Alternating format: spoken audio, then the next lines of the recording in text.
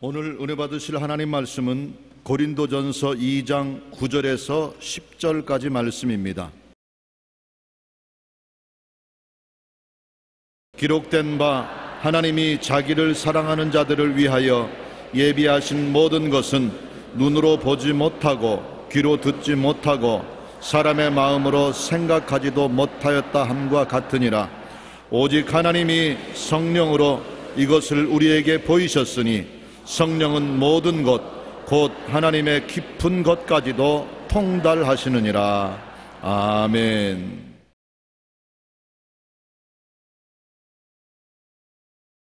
부모는 자식을 위해서 모든 것을 예비하십니다. 그와 같이 하나님도 우리의 일생을 통해서 크고 적은 일들을 예비하시는 하나님이신 것입니다. 제가 이 예비하는 하나님에 대해서 마음에 깊이 느낀 것은 불광동에서 교회를 개척할 때였었습니다.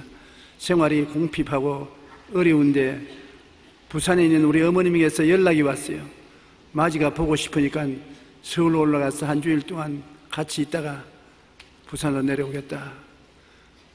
큰일 났습니다. 왜냐하면 단간방에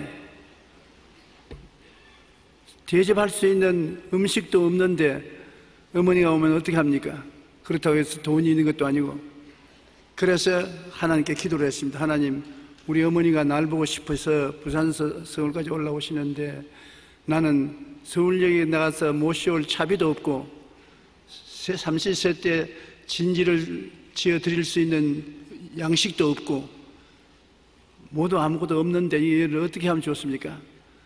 근데 그때 미국의 버드 목사님이라는 부흥사가 와서 서대문 광장에서 천막을 치고 부흥회를 하는데 제가 통역했었습니다. 그래서 기도를 많이 하고 하나님 어찌한지 우리 어머니 잘 모시게 해 주십시오 기도를 하고 통역을 하러 가는데 그 목사님은 자기 설교하고 나는 내 설교하는 거예요. 왜냐하면 어머니 걱정이 확 누르니까 귀에 말씀이 들어와야 말을 하죠. 그래서 설교를 마치고 난 다음에 이제 어머니 모시러 가야 되겠는데 서울역에 완행열차를 타고 오신다고 했는데 자연적으로 포켓도에 손을 넣고 포켓도를 뒤집니다.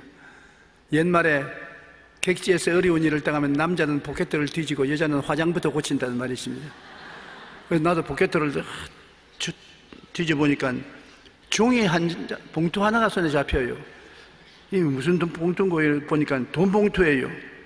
근데 거기 보니까 우리 어머니 일주일 동안 모시고 기차표 사서 내리다 보낼 만한 돈이 거기 들어있어요.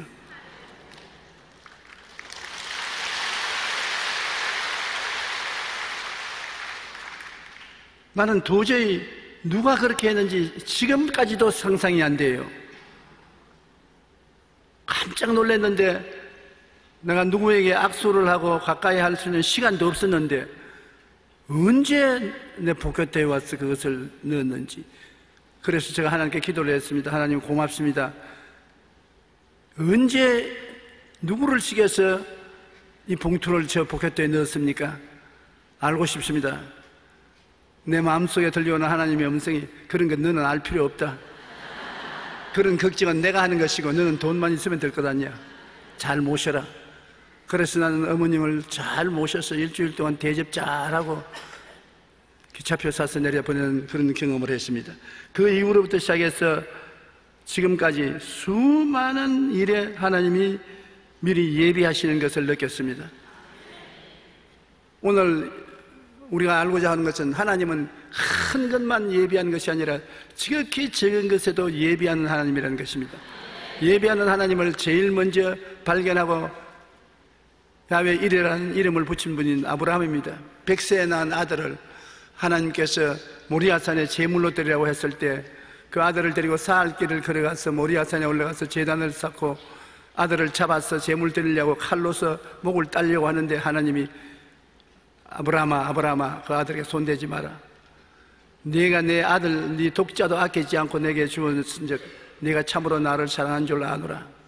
그런데 산양 우는 소리가 나서 보니까 등굴에 산양의 뿔이 걸려가지고서 못 가고 부둥고 있습니다.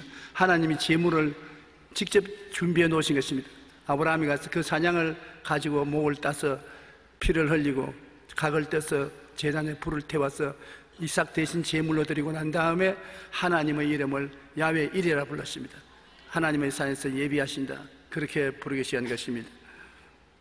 우리가 여러분 이 땅에 살면서 우리의 힘으로 못할 일들이 많이 있지만은 언제나 하나님께서 우리와 알듯 모르듯 우리 가운데 계셔서 예비한다는 것을 알아야 되는 것입니다.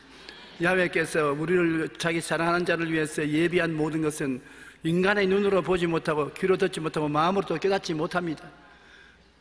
그러나 성령이 이것을 우리에게 보여주시는 것입니다. 하나님이 예비하시는 것은 하나님이 전지전능 무수부지하신 영광과 능력으로 예비하는 것이요, 우리는 그 일일이 다 알 필요가 없습니다. 하나님께 맡기고 바라보면 하나님은 우리를 위해서 예비하십니다. 하나님은 영원한 하나님입니다. 영원이라는 것은 무한한 과거와 무한한 미래를 합쳐놓은 것이 영원입니다. 그러므로 하나님은 우리 과거도 현재 손위에 가지고 계시고 미래도 우리 손위에 현재 가지고 계시므로 다 현재적으로 알고 있습니다. 우리가 모르는 일을 주님이 이미 다 알고 계시기 때문에 그 일에 대처할 수 있도록 예비를 해주시는 것입니다. 그 때문에 우리는 어떠한 문제가 있어도 하나님은 이미 그 문제를 미리 안다는 것을 우리가 알아야 되는 것입니다.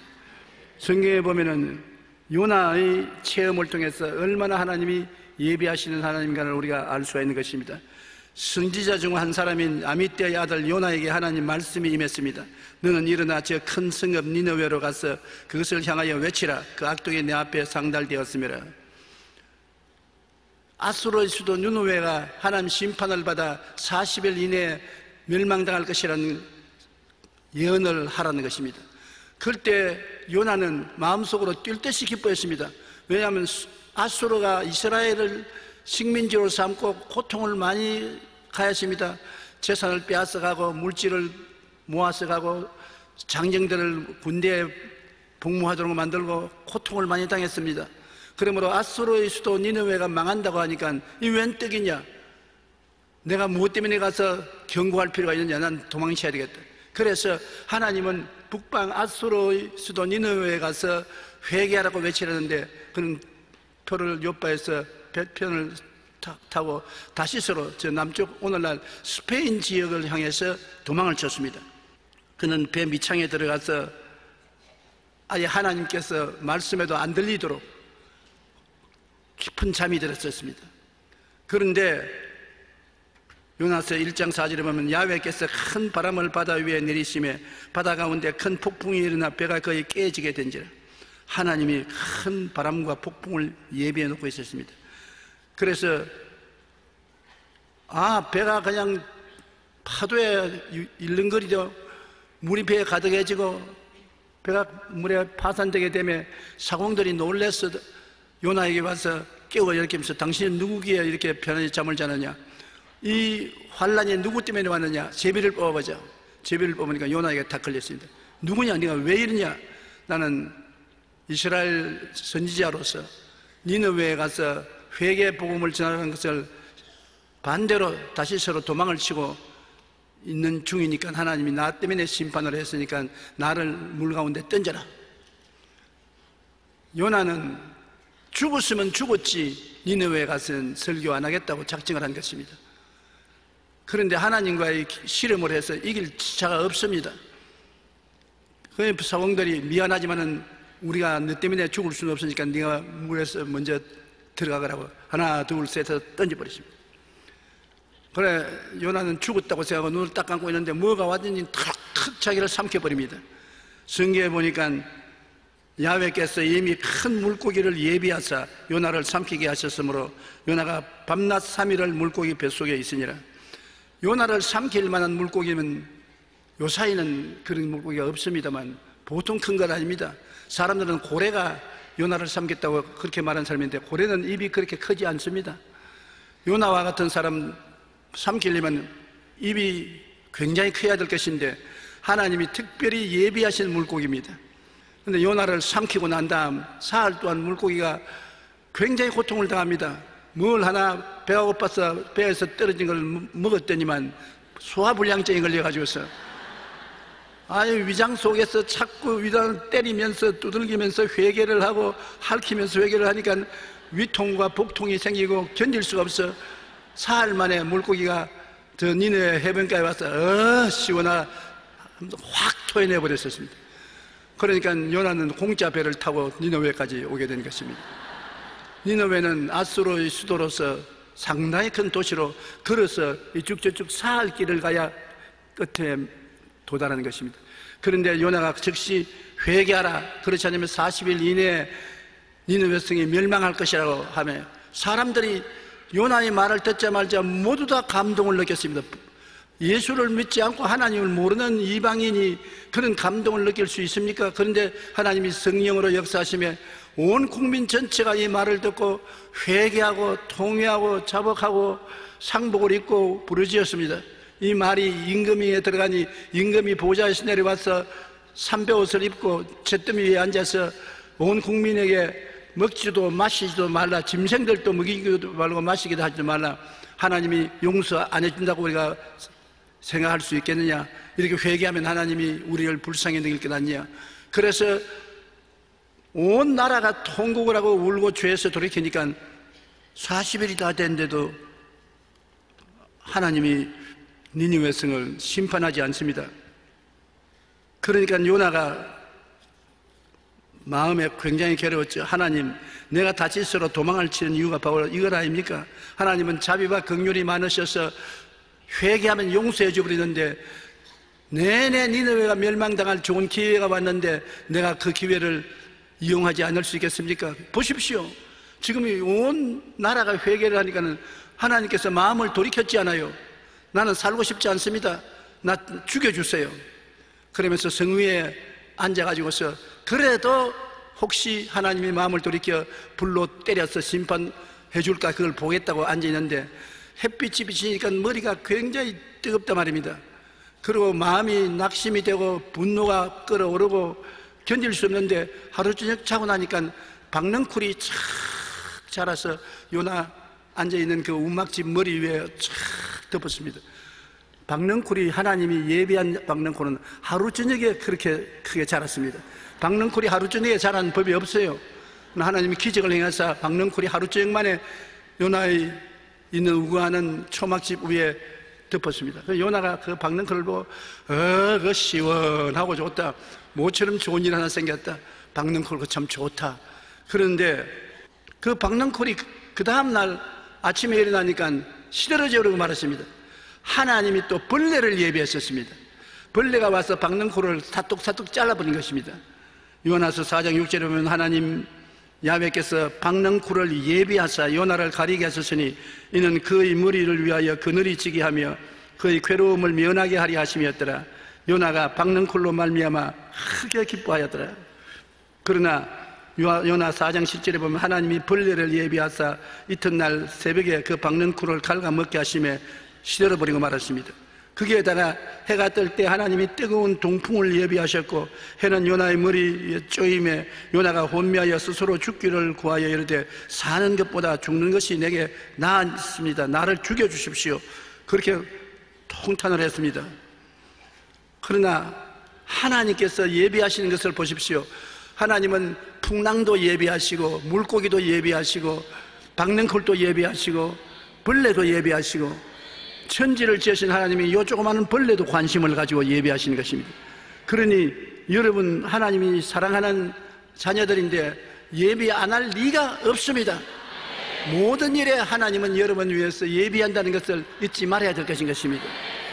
빅터 프랭클 박사는 독일 나치의 유대인 수용소에서 살아남아 당시 그가 겪었던 체험을 바탕으로 정신심리요법을 개발한 정신의학자입니다.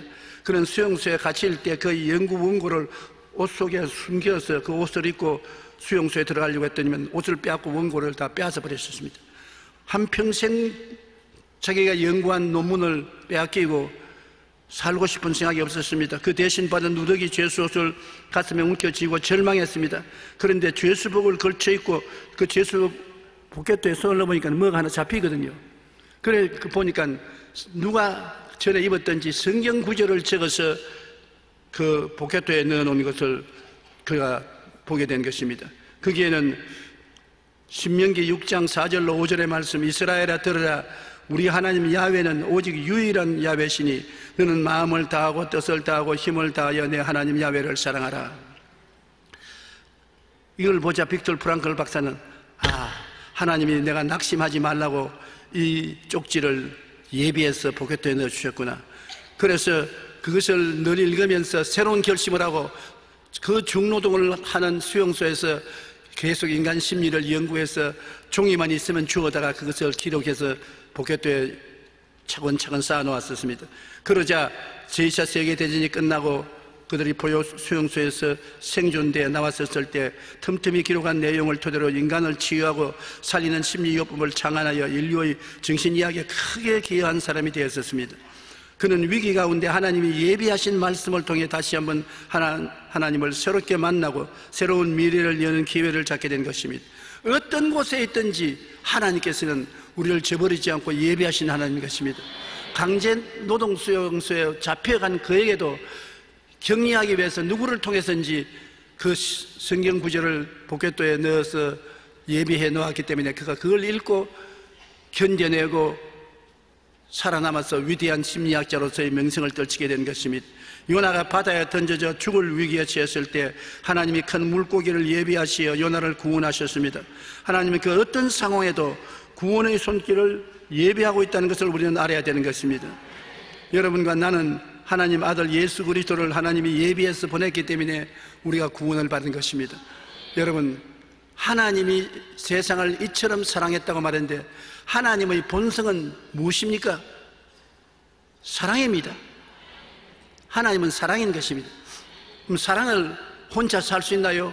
내 혼자 앉아가 사랑합니다, 사랑합니다, 사랑합니다. 그러면 정신병자로 취급할 것입니다. 사랑은 사랑의 대상이 있어야 돼요. 저는 교회에 오면은 여러분을 사랑하는 대상이 될 수 있고 또 여러분도 저를 사랑하는 대상이 될 수 있습니다. 사랑하려면 서로 인격이 동등해야 사랑하는 것입니다. 하나님이 여러분을 왜 만들었습니까? 하나님은 사랑이시기 때문에 사랑할 대상을 만들어야 되는 것입니다. 그 대상을 여러분을 만드셨는데 하나님은 당신의 형상과 모양에 닮은 하나님과 동등된 대상을 만들어야 사랑할 수 있는 것입니다. 그러므로 하나님은 여러분을 사랑하는 대상으로서 지었고 지극히 사랑하시는 것입니다. 하나님은 솔직히 말해서 여러분 없이는 살아갈 수가 없습니다. 사랑이 너무나 크기 때문에 사랑할 사람이 있어야 하나님은 견디지. 하나님도 굉장히 필요가 그 가슴 속에 있습니다. 무슨 필요냐? 사랑하는 자녀들이 곁에 있는 것이 하나님의 필요를 채우는 것입니다. 하나님은 자녀를 구하지 않고는 행복하지 않습니다. 그렇기 때문에 아담과 하와를 지어서 에덴 동산에 두시고 하나님께서 에덴 동산을 거니면서 아담과 하와와 대화하는데 하나님은 그렇게 기쁠 수가 없어요. 사랑하는 사람끼리 만나서 이야기하는 것이 얼마나 상쾌하고 좋습니까? 그런데 아담과 하와가 하나님을 배반하고 마귀를 따라 나가버리고 난 다음 하나님의 마음속에 고통이 이루 말로 다 할 수 없었습니다. 너무나 고통스러웠었습니다. 하나님은 행복하지 않았었습니다. 당신의 백성들이 당신을 버리고 나갔기 때문에 행복하지 않았고 하나님은 사랑인데 사랑을 채워줄 대상이 있어야 되는 것입니다. 사랑은 서로 대화를 하고 서로 사랑하고 위로하고 격려하고 함께 즐거워해야 되는데 그럴 사람이 없어요. 천사도 하나님과 대화의 상대가 안 됩니다. 하물며 강아지는 절대 안 되죠. 여러분과 나 같은 하나님의 형상과 모양대로 지음받은 사람만이 하나님의 교제의 대상이 되는 것입니다. 그래서 하나님께서는 여러분과 나를 도로 구원해서 하나님 품에 안기 위해서 독생자 예수를 내보내신 것입니다. 예수님이 십자가에 못 박여 고난당할 때 얼마나 고통스러웠습니까?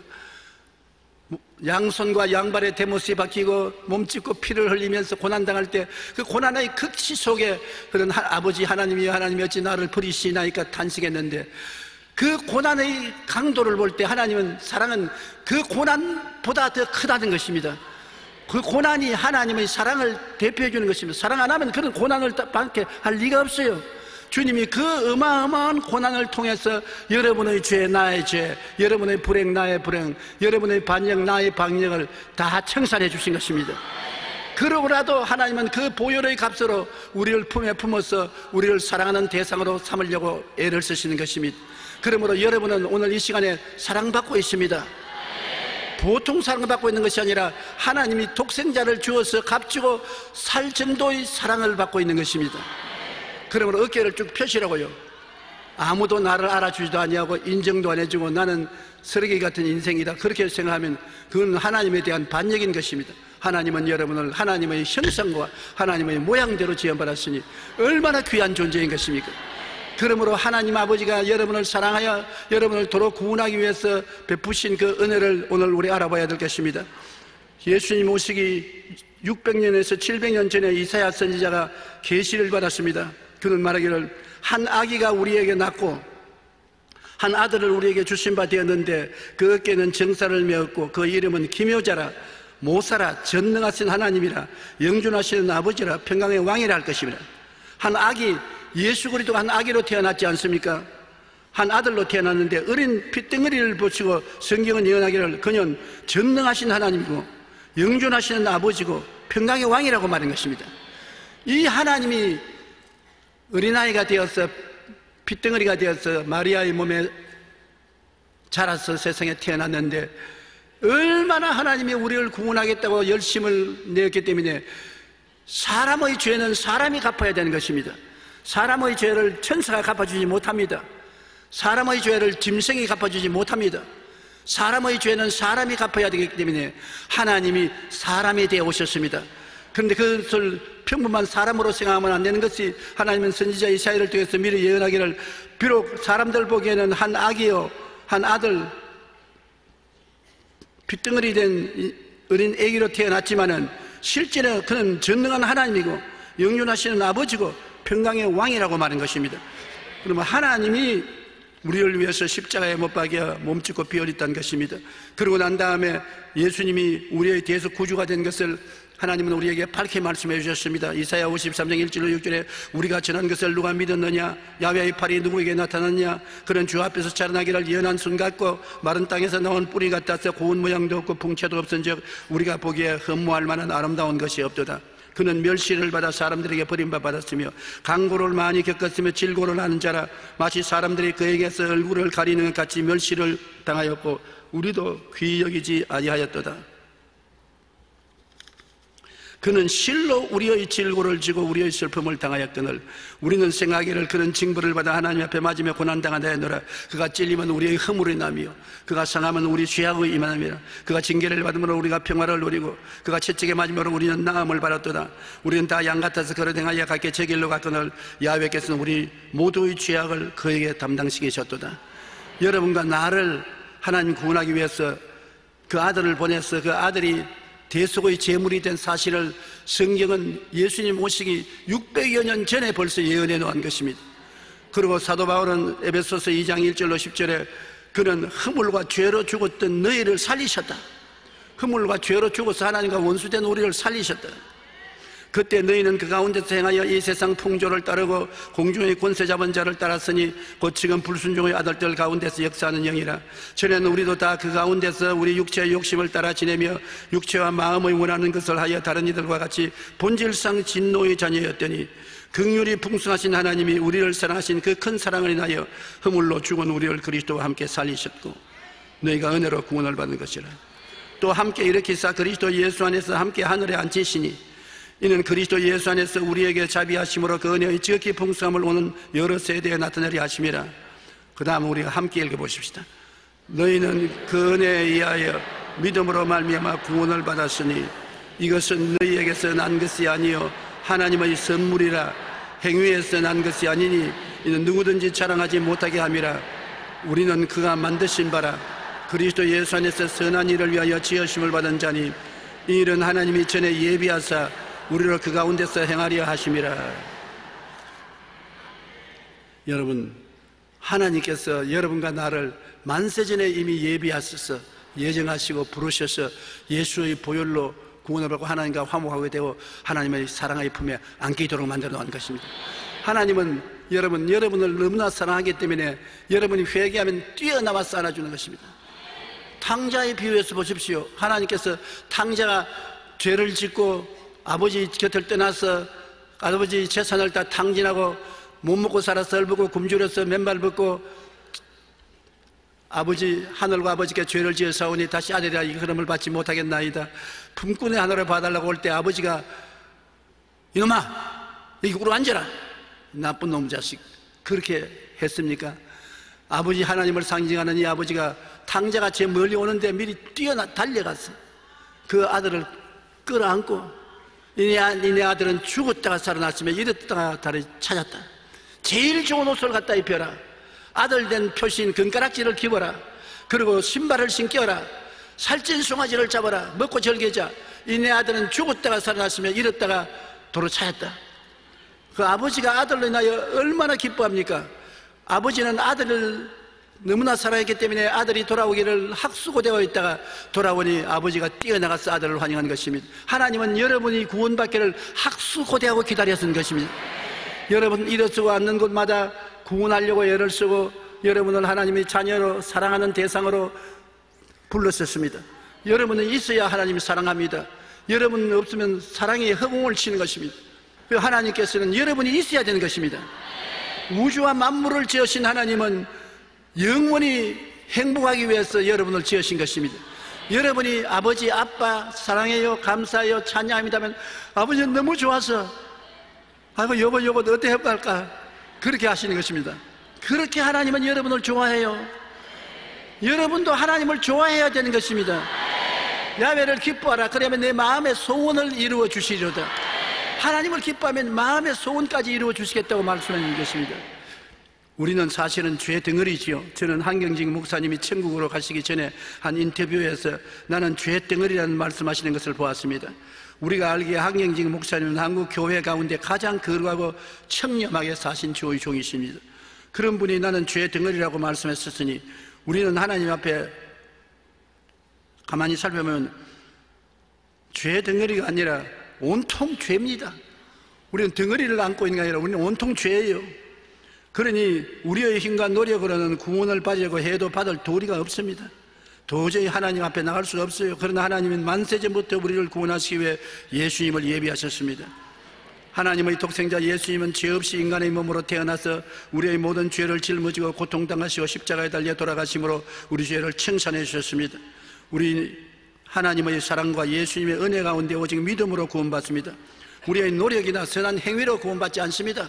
죄를 짓고 불의하고 추악하고 버림을 받아야 마땅함에도 불구하고 하나님은 여러분을 사랑해서 구원하려고 여러분 대신 예수님을 십자가에 못 박여 몸주고 피를 흘리게 한 것입니다. 여러분이 돌아오면 예수님의 피로서 여러분을 덮어버린 것입니다. 과거를 덮어버려요. 과거를 묻지 않아요.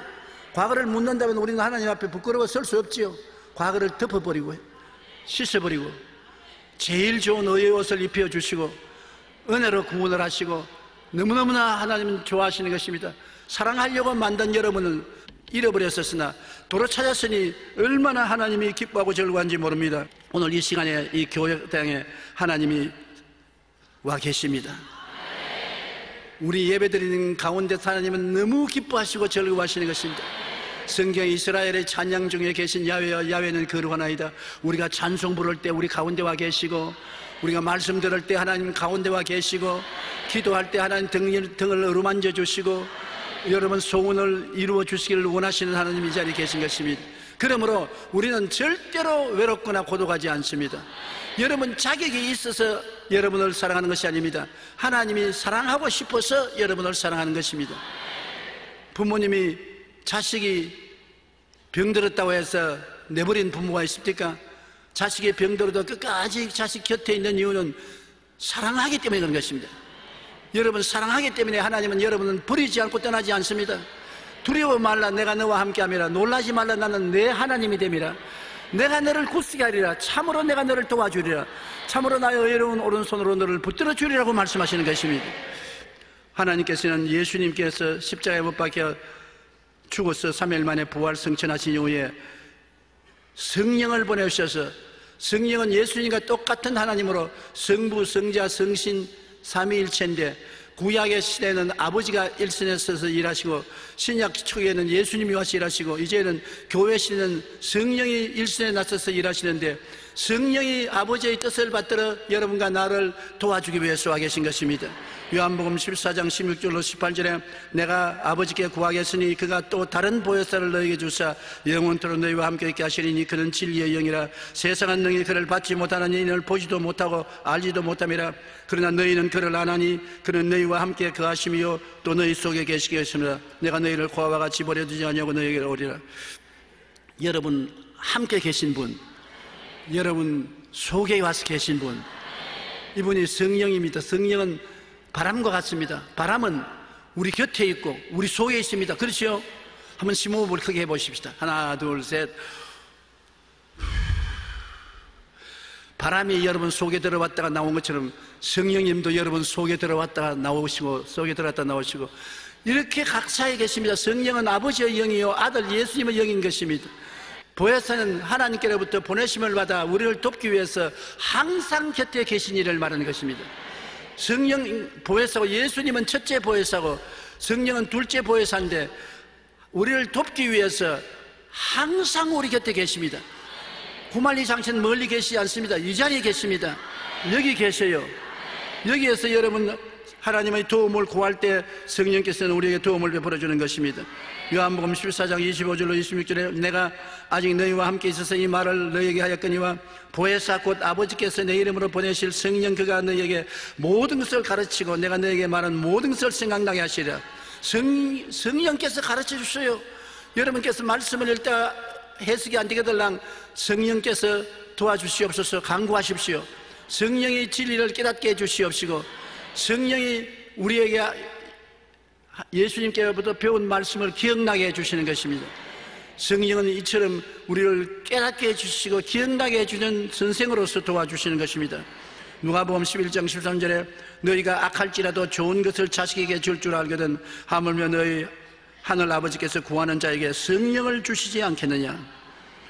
우리가 자식에게 좋은 것 줄 줄 아는데 하나님은 우리에게 제일 좋은 것을 주는데 그 제일 좋은 것이 뭐냐? 성령이라고 말한 것입니다. 성령님을 인정하시면 아멘 하십시다. 환영하시면 아멘 하십시다. 모시드리면 아멘 하십시다. 따라 말씀하시죠.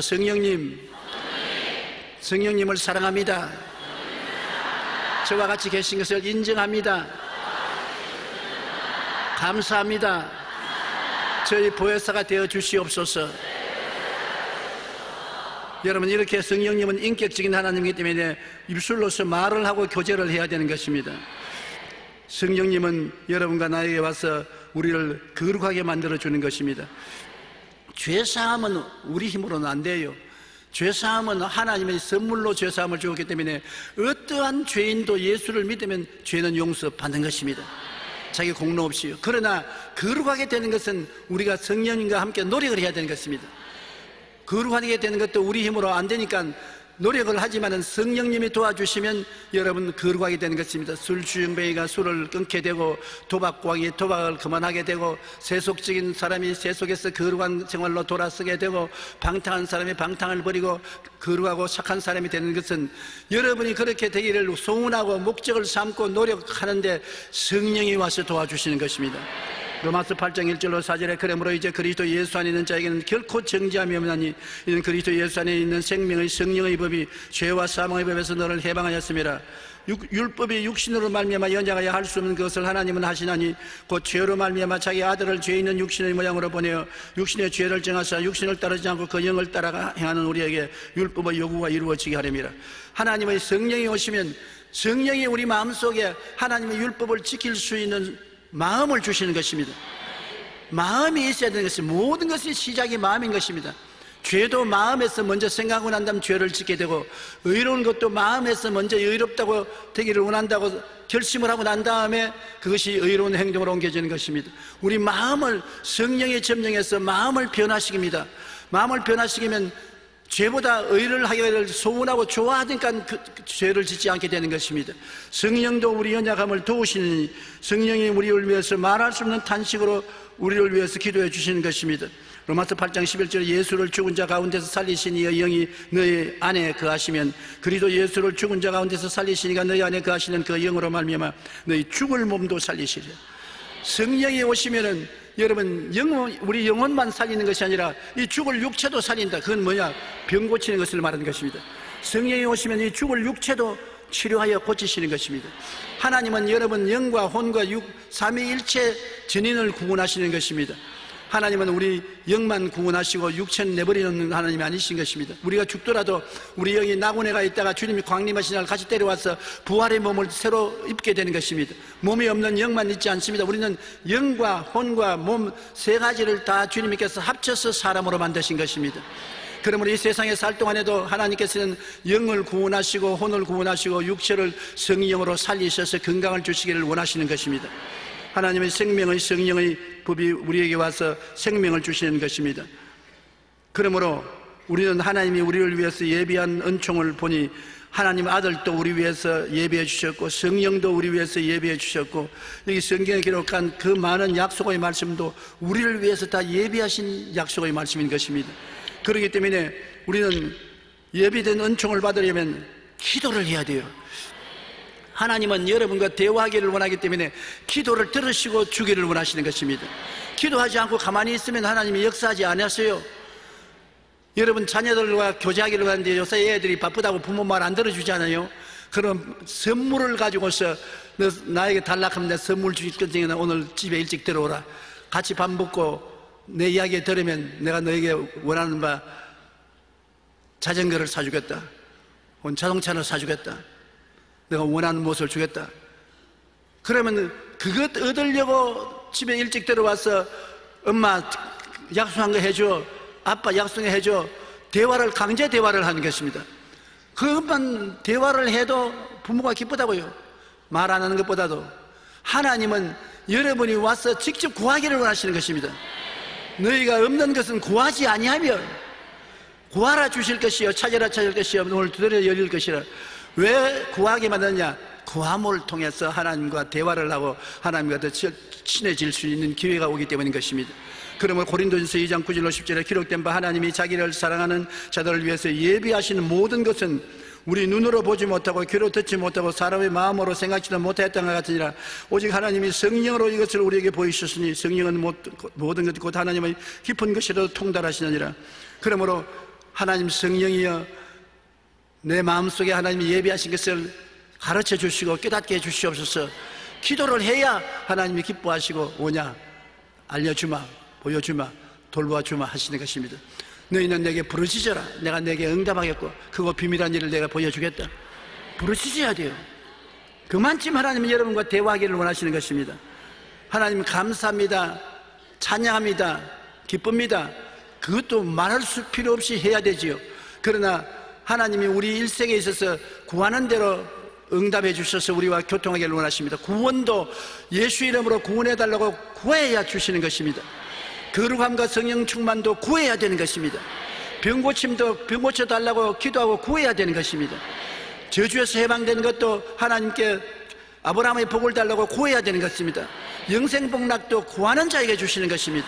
그러므로 우리는 쉬지 않고 기도해야 되는 것입니다. 감사와 찬양의 기도뿐 아니라 적은 일에도 구하는 것입니다.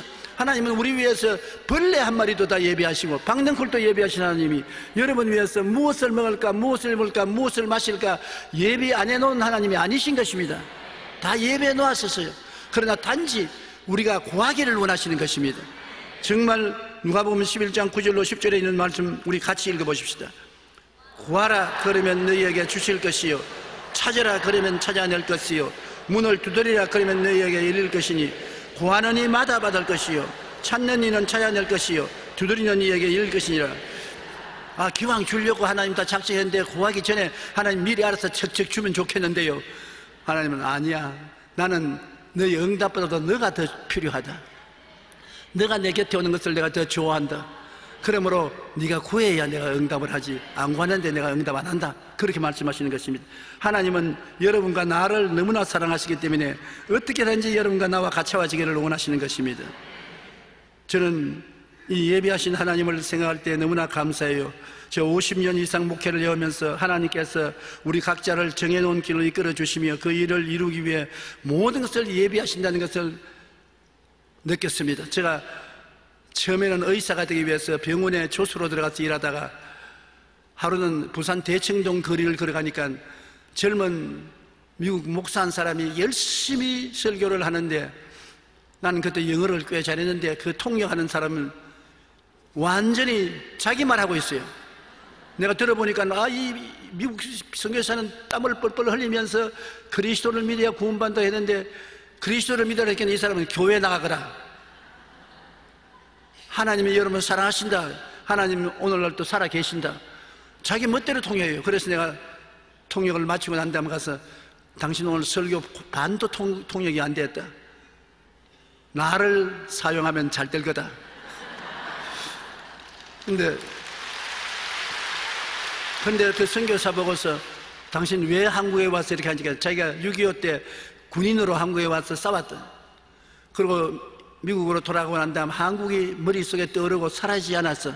한국 국민에게 구원의 복음을 전하겠다고 신학교를 들어가 공부하고 독자직 선교사로 나왔으니 나는 너를 통역으로 구해도 돈 차비 이외에는 줄 수가 없다. 나는 돈 좀 줄 줄 알고서 자원을 했는데, 그러면 좋다, 그럼 내 통역하겠다. 그분 따라다니면서 많은 사람의 개인 전도하고 단체 설교도 하는데 통역도 했는데 그분이 미국으로 돌아가게 됐었습니다.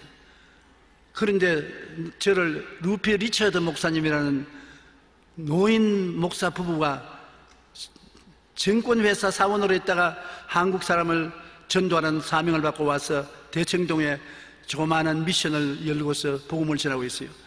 거기에 나를 소개해 주고 왔습니다. 근데 그 목사님이 나를 보고 한 말이, 너 젊고 똑똑하게 보이니까 너 목사가 되면 좋겠다. 난 돈이 없어 목사가 되지 못합니다. 내가 장학금을 제가 줄 테니까 서울에 올라가서 우리 교단 신학교에서 공부해라. 그래서 난 서울이 어디 붙은지도 모릅니다. 그러니까 자기 부인을 보고 내 아내가 널 데려가도록 할 테니까 그래, 그렇게 해라. 내가 등록금은 내가 대주겠다. 그래서 그 사모님이 나를 데리고 3등 열차를 타고, 그때는 부산에서 서울까지 20시간이 더 넘게 걸렸어요. 그 긴 거리를 와서 그 사모님이 교장 선생님께 저를 인수인계했어요. 그래, 학교에서는 시험을 쳐야 들어올 수 있지 그냥은 못 들어온다고 그러니까 그럼 시험 치겠다고 그러니까 시험 치러 왔는데 딱 3사람이 시험 치러 왔어요.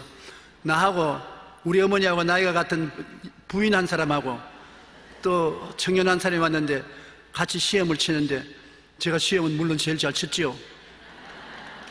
그러고 난 다음에 공부를 하는데 나는 내복도 없고 겉옷도 입은 것밖에 없는데 겨울이 오니까 추워지고 신발도 없고 어려운데 우리 최하실 목사님이 동기동창으로 시험을 치고 들어왔으니까 최 목사님이 나에게 내복도 사다 주고 겉옷도 사다 주고 신발도 사다 주어요. 하나님 야외 일회시라 가는 곳마다 준비해 놨더라고요.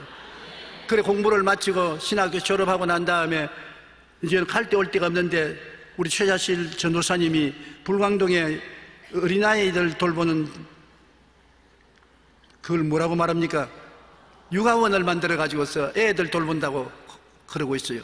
가보니까 애들이 콧물을 줄 흘리고 있는데 코 닦아주고 목욕해주고 머리 빗어주고 그리고 찬송가 가르치고 하기에 내가 좀 같이 도와줄 수 없습니까? 그러니까 도와주려고 그랬어요. 나는 사실 그 말한 것은 밥 얻어 먹으려고 그렇게 했는데 하나님이 최 목사님의 마음을 감동시켜서 저하고 같이 일하자고 그러다 기왕 육아원을 경영할 바에야 교회를 세우는 게 좋겠다. 그래서 교회를 세우기로 하고 나무 깨밭에 천막을 치고 북을 두들기면서 예수 그리스도의 복음을 전했습니다. 모두 다 내가 예비한 것 아닙니다. 나는 어림도 없는데 나를 켄 타이스라는 선교사를 만나게 하고 그분이 리처드 목사님에게 소개해주고 리처드 목사님이 서울의 신학교를 데려다주고 신학교에서 또 최하실 목사님을 보내서 소개를 해주고 최하실 목사님과 나하고 거기에서 불광동에서 개척을 해서 교인이 많아지는데 교인을 다른 데 모실 데는 없고 땅도 없고 돈도 없고 어려운 당할 때 아프리카 라이베리아에서 목회하던 존 허스턴 목사님 부부를 너는 서울로 가라 그 명령을 듣고 서울로 와서 하루는 우리 천막교회 와서 나도 같이 일하면 되겠냐 그랬더니 얼마나 좋던지 웰컴. 그래가지고 서시던 목사님이 우리 물주가 돼가지고서 그분이 선교부에 이야기해가지고서 우리 서대문 교회를 창고 같은 교회지만은 지어서 우리를 거리로 데리고 나갔습니다. 그래서 얼마 있지 않다가 서대문에서 7,000명, 10,000명의 교인이 되니까 더 이상 그곳에 예배를 드릴 수가 없어요. 교통 혼잡 때문에. 그런데 이때 김현옥 시장이 여기에 여의도의 모래땅에 도시를 만든다고 해서 개관하고 아무도 안 오니까 아무나 와도 좋소, 아무도 와도 좋소 선전을 하는데 내가 올 때 갈 데 없으니까 이리 왔어요. 와가지고 보니까 다리도 하나밖에 없고 수도물도 없고 환경이 뭐 완전히 삭막한데 누가 올 것 같지도 않아요. 그런데 김현옥 시장이 나보고 하는 말이 줘봐, 외상으로 줄 테니까 10만 평을 가져. 10만 평. 근데 박수가 그때 쳐주시면 좋을 건데 너무 늦었어요. 간이 작아가지고서 10만 평을 못 받았습니다. 그때 10만 평을 받았더라면 우리 교회가 왔다지요. 그래서 아니 3,000평만 주십시오. 에게게 3,000평 300평 줬다. 300평 가더라. 나중에 돈 줘야 안 됩니까? 나 돈은 천천히 주면 된다. 그러니까 받아. 아니요, 3,000평만 주십시오. 그때 내가 하나님의 뜻을 잘 몰랐어요. 하나님은 크게 예배해서 내 입을 넓게 열라 내가 채우려 했는데 입을 붕어 입만 지금 좁게 열었어요.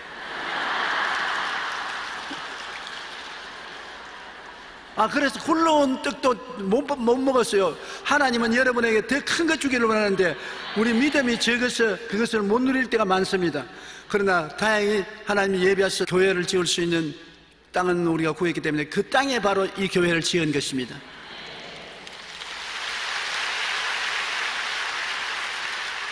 이제 돌아보니 모든 것을 하나님이 예비해 놓으신 것입니다. 하나님이 발걸음마다 예비해 놓으신 것을 알고 감사하고 찬양하지 않을 수가 없습니다. 하나님은 축복도 고난도 다 예비하시는 것입니다. 훗날 돌아보면 고난이 축복보다 더 큰 복이 되었다는 것을 깨닫게 되는 것입니다. 현재는 축복이 사탕과자처럼 달지만은 세월이 지나고 보면 전제 내가 당한 고통이 더 큰 은혜가 되고 축복이 되는 것을 알게 되는 것입니다. 사람들은 고통 통하지 않고는 한 발자국도 발전을 하지 못합니다. 사랑이란 책에 그의 삶을 사랑으로 인도하신 하나님을 증거하고 있는 것입니다.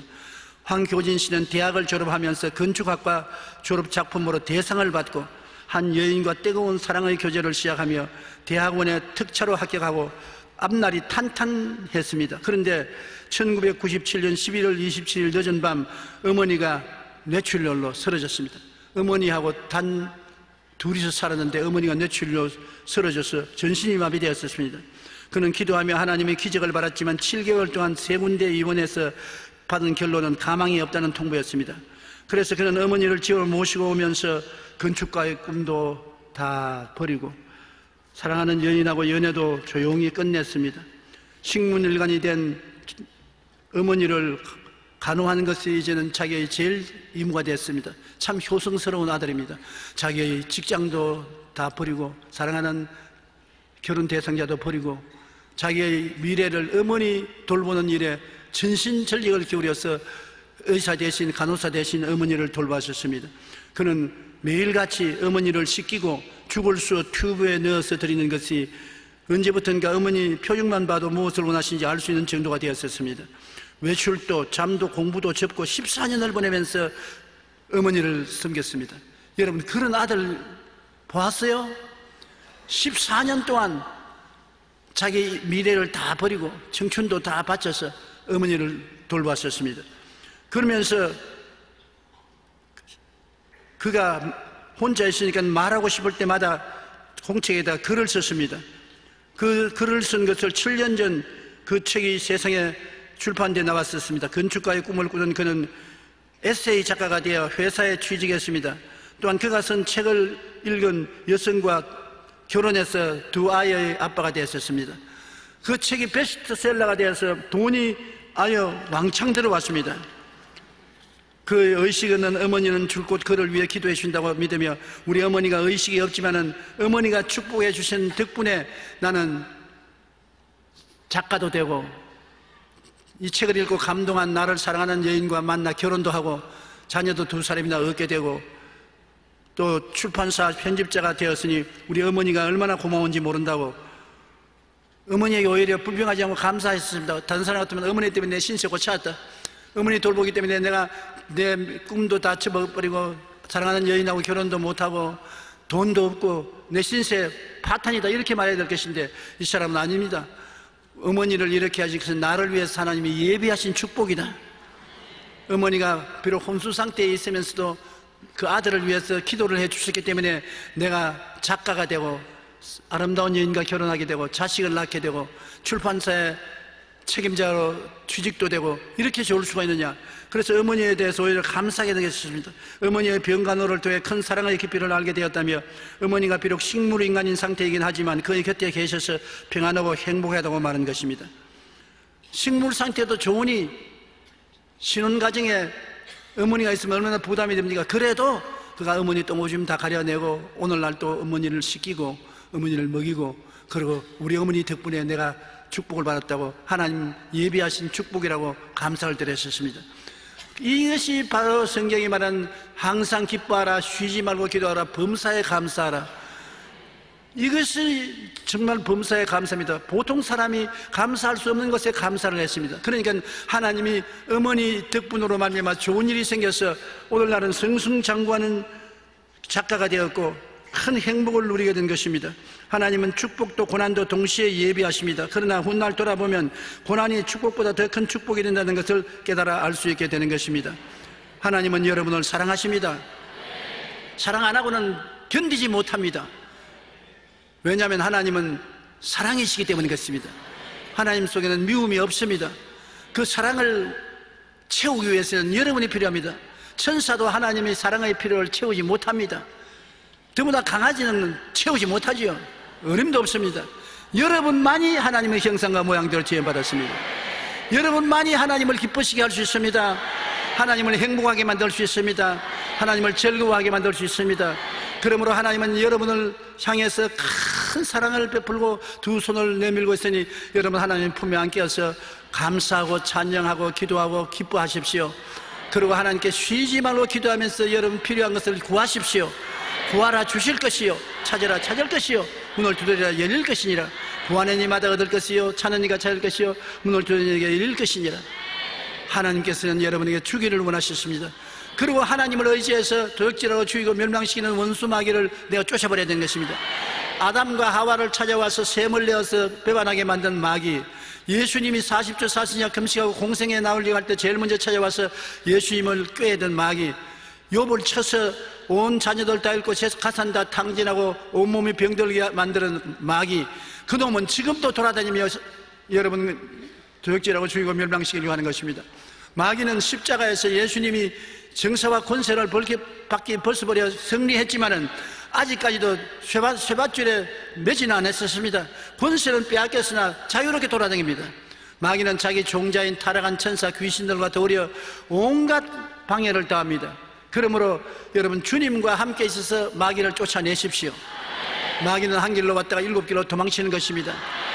하나님께서는 마귀가 오면 언제나 여러분에게 힘을 더하기 위해서 은혜를 퍼부어 주시고 성령의 기름 부음을 주셔서 성령의 능력으로 만족하고 잔이 넘치는 삶을 살게 만들어 주시는 것입니다. 예수님만 마음속에 계시면 하나님은 여러분 아버지가 되시고 여러분과 사랑을 나누는 상대가 되시는 것이므로 얼마나 좋은지 모릅니다. 사랑은 헛한 허물을 덮습니다. 환난이나 공고나 적신이나 위험이나 기근이나 죽음이냐 칼이랴, 이 모든 일에 우리를 사랑하시는 여러 말미암아 우리가 넉넉히 이기느니라. 아무도 이 사랑을 불러 끄지 못합니다. 이 사랑을 무시할 수 없습니다. 하나님이 세상을 이처럼 사랑하사, 하나님이 나를 이처럼 사랑하사 독생자를 주었으니 예수님을 통해서 하나님께 나가면 과거를 묻지 않습니다. 다 덮어버립니다. 다 덮어버리고 여러분을 거듭나게 하고 품에 품으시고 여러분에게 성령을 주셔서 하나님의 뜻을 따라 거룩하게 살도록 만들어 주시고 영혼이 잘되고 범사에 잘되며 강건하게 만들어 주시고 함께 즐거워하는 것입니다. 성경에 보면 탕자의 아버지가 너 혼자 배고프지 밥 먹어라 그렇게 말하지 않았습니다. 살찐 송아지를 잡아라. 우리가 먹고 즐기자. 나도 먹고 즐기겠으니 너도 먹고 즐기자. 너와 나와 같이 먹고 같이 즐기자. 하나님은 인생을 살면서 여러분의 성공에 같이 즐거워하기를 원하고, 여러분의 건강을 함께 즐거워하기를 원하고, 여러분의 의로움을 보고 함께 기뻐하고 즐거워하기를 원합니다. 우리는 항상 하나님과 함께 살아야 하나님도 만족하고 여러분도 만족합니다. 투게더, 하나님과 함께, 언제나 하나님과 함께. 아침에도 하나님 바라보고 잠을 깨고, 점심때도 하나님 바라보고 점심을 먹고, 저녁에는 말할 필요 없이 하나님 품에 안겨서 잠을 자고 하나님과 함께 거하는 여러분 되시기를 주님 이름으로 축원합니다.